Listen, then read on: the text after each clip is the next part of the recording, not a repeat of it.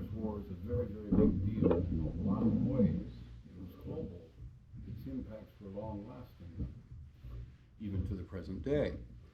But when you look at this conflict or any other historical event, you have to keep in mind the context.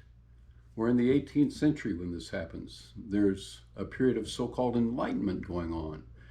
Questions are being asked about how government should operate and how authority should be exhibited and how authority should be granted. There are also questions about how economies should operate. Industrialization was well underway. Factories were being built. These factories required energy and fuel, and that underlined the importance of things like coal.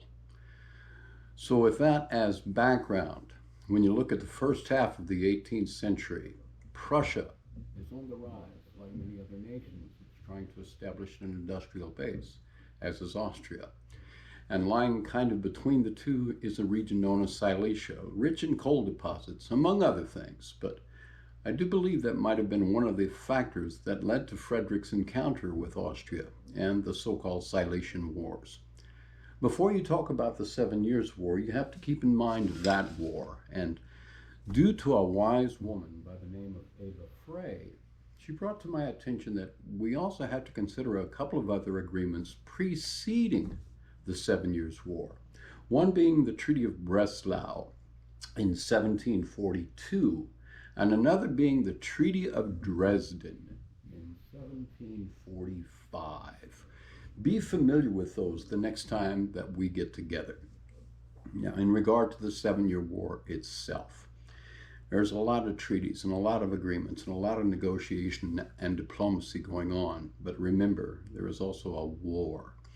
That's an indication that diplomacy is not all taking place at a table congenially between diplomats. It's also occurring on the field of battle. The treaty that you probably should be most familiar with, and you'll now see clearly I don't speak French, is the Treaty of Aix-la-Chapelle, signed in 1748. Be familiar with that treaty. Be familiar with the exchange of lands that occurs. And it's all over the ballpark. These are global powers now. So this agreement, which is agreed to in Europe between European parties, influences populations beyond that continent in almost every corner of the world.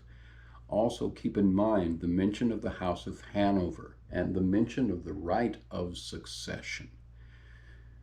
Here in the United States, we tend to look at the 7 Years' War and call it the French and Indian War, but that's sort of geographically specific. The war was broader than that.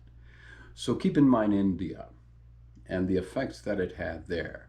Two conflicts, two particular battles, one preceding the French and Indian War, or I beg your pardon, the 7 Years' War, is the Battle of Plassey, Plassey, in 1745. Get familiar with that. And also a battle called, and forgive my pronunciation, Juan de Wash.